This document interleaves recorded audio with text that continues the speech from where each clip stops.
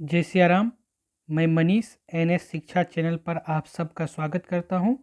आज हम लोग महत्वपूर्ण चैप्टर को देख रहे हैं जिसमें भारतीय संविधान के अंतर्गत संविधान निर्माण के पहले जो भी हमारे विभिन्न प्रकार के प्रस्ताव थे उसे देखेंगे। तो इसमें इसके अंतर्गत हम कल क्या पढ़े थे, क्या 1935 का जो भारत शासन अधिनियम था, इसमें जो है संविधान में 70% लिया गया था और भारत शासन अधिनियम के 70% प्रावधानों को संविधान के अंतर्गत लिया गया। अब हम लोग आगे देख रहे हैं अगस्त प्रस्ताव को। तो कांग्रेस मंत्रिमंडल के त्यागपत्र से उत्पन्न संवैधानिक संकट को दूर करने तथा युद्ध में भारत के सहयोग प्राप्त करने के उद्देश्य से ब्रिटिश सरकार ने तत्कालीन वायसराय लिनलिथगो के माध्यम से 8 अगस्त 1940 को एक प्रस्ताव प्रस्तुत किया जिसे अगस्त प्रस्ताव के नाम से जाना जाता है। इसके मुख्य बातें क्या हैं कि गवर्नर जनरल के कार्यकारिणी परिषद में भारतीयों की संख्या बढ़ाई जाएगी, युद्ध सलाहकार परिषद का गठन किया जाएगा जिसमें भारतीय भी होंगे, भारत का संविधान बनाना तथा भारतीयों को अपना अधिकार है, इसके लिए संविधान सभा का गठन किया जाएगा।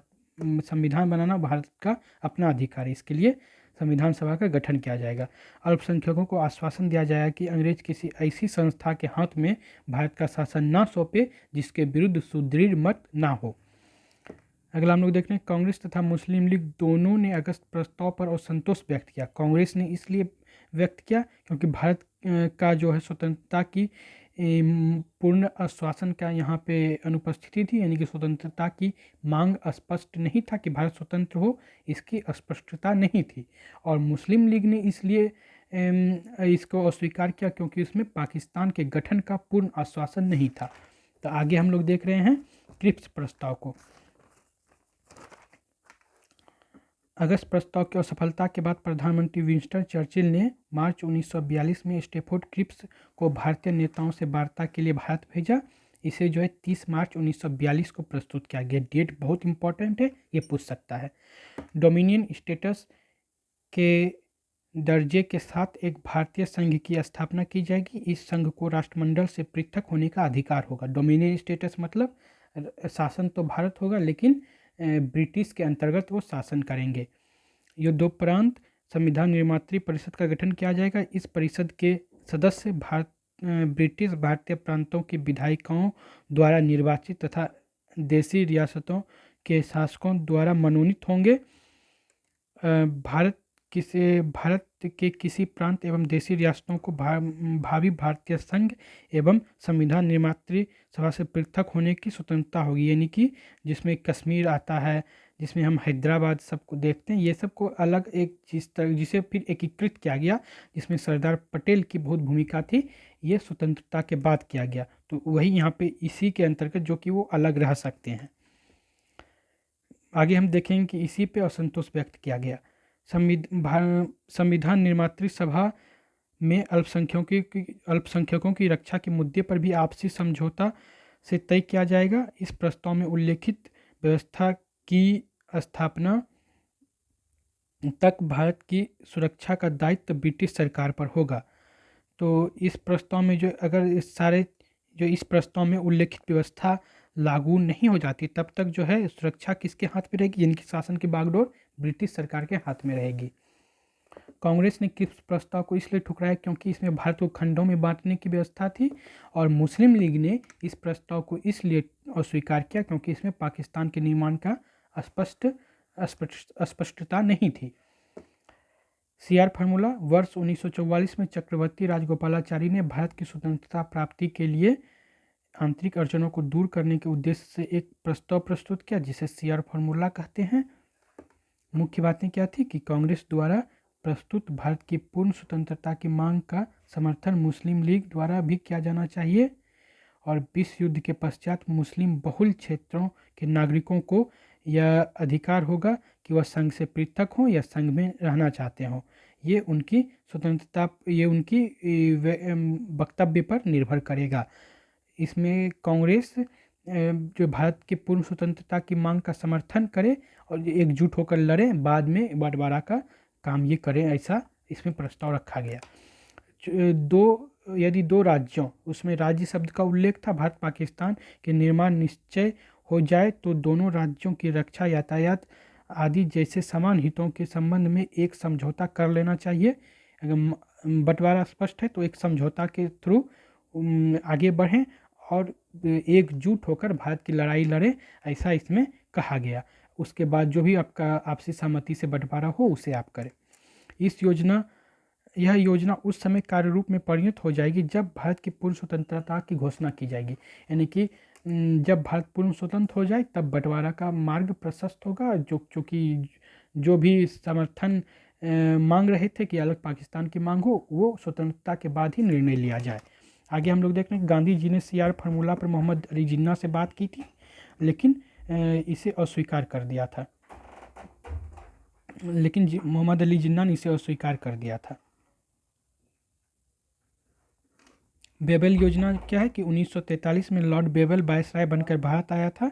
बेबेल ने भारत में संवैधानिक गतिरोध दूर करने के लिए योजना प्रस्तुत किया, जिसे बेबेल योजना के नाम से जाना जाता है। बेबेल ने क्या कि वायसराय बनकर भारत आए थे, कब? तो 1943 में, और संवैधानिक गतिरोध जो उत्पन्न हो रहे थे उसे दूर करने के लिए एक योजना, इन्होंने महत्वपूर्ण योजना प्रस्तुत किया था। मुख्य बातें क्या है कि केंद्र में नई कार्यकारिणी परिषद का गठन किया जाए। परिषद में वायसराय तथा सैन्य के अतिरिक्त से सभी सदस्य भारतीय होंगे और प्रतिरक्षा विभाग वायसराय के अधीन होगा। यह इसमें मुख्य बातें की गई। कार्यकारिणी परिषद में हिंदू एवं मुस्लिम सदस्यों की संख्या बराबर होगी। कार्यकारिणी परिषद एक अंतरिम सरकार की तरह होगी। इस योजना पर वार्ता के लिए भारतीयों की एक सर्वदलीय बैठक बुलाई जाएगी। सर्वदलीय बैठक बुलाई जाएगी, तभी निर्णय लिया जाएगा कि यह योजना कार्य रूप में परिणत हो रही है या नहीं। तो आगे हम लोग देख रहे हैं शिमला समझौता, बहुत ही इंपॉर्टेंट शॉर्ट नोट्स के लिहाज से भी, तो इसे हम लोग देखेंगे। क्योंकि अब एग्जाम का ट्रेंड जो है हम लोग देख रहे हैं कि पहला क्वेश्चन कंपलसरी और शॉर्ट नोट्स रहता है मेंस एग्जाम में। तो इस लिहाज से हम एक भी टॉपिक को बिना छोड़े उसके गुण रहस्यों को जानते हुए जो भी उसमें क्वेश्चंस छिपे हुए हैं, जो हमारा पीटी में भी काम आए, मेंस में भी काम आए, इसे हम लोग देख रहे हैं। तो चलिए आगे बढ़ रहे हैं शिमला सम्मेलन के बारे में। तो बेबेल योजना पर वार्ता के लिए भारतीयों की एक सर्वदलीय बैठक जो हम पढ़े, क्या वायसराय ने बुलाई गई, वायसराय के द्वारा बुलाई गई। इस बैठक को शिमला सम्मेलन 1945 कहा गया। शिमला सम्मेलन में मुस्लिम लीग ने प्रस्तावित कार्यकारिणी परिषद में कांग्रेस की ओर से अबुल कलाम आज़ाद का नाम का विरोध किया था। क्योंकि कांग्रेस ने अबुल कलाम आज़ाद का नाम प्रस्तुत किया, फिर मुस्लिम लीग ने उसका विरोध कर दिया था। मुस्लिम लीग प्रस्तावित कार्यकारिणी परिषद में मुस्लिम सदस्यों के नाम देने का अधिकार सिर्फ अपने हाथों में चाहती थी। मुस्लिम लीग चाहती थी कि मुस्लिम सदस्यों का जो भी नाम जाए वो हम ही दें। शिमला सम्मेलन में मुस्लिम लीग ने भारतीय प्रतिनिधित्व का अधिकार सिर्फ मुस्लिम लीग को ही है, इस पर अड़ी रही। फलतः यह सम्मेलन विफल रही कि मुस्लिम सदस्यों को, सिर्फ इस बात पे विफल रही कि मुस्लिम सदस्यों का जो नाम प्रस्तुत किया जाएगा वो सिर्फ मुस्लिम ही करेंगे। 14 जुलाई 1945 को वायसराय बेबेल ने शिमला सम्मेलन को विफल घोषित कर दिया। द्वितीय विश्व युद्ध के पश्चात 1945 में ब्रिटेन में क्लीमेंट एटली के नेतृत्व में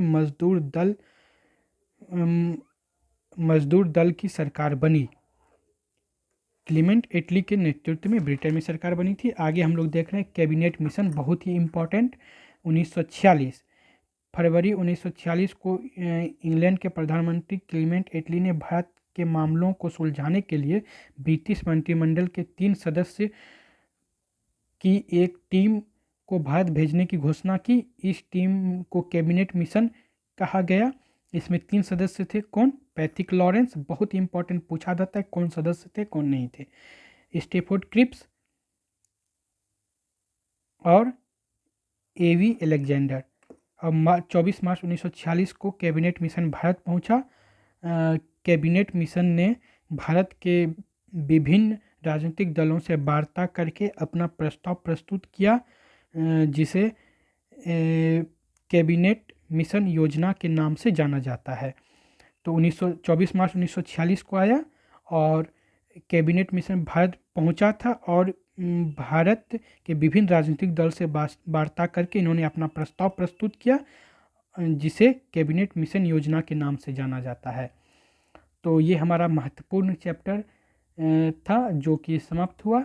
आगे हम लोग भारतीय संविधान सभा एवं संविधान का निर्माण देखेंगे, जो कैबिनेट मिशन के इर्द गिर्द, कैबिनेट मिशन के ही बेस मॉडल, इसको हम लोग बेस बोल सकते हैं, इसके बेस से आगे की पढ़ाई हमारी, जो कि संविधान सभा का निर्माण दिखाया जाएगा।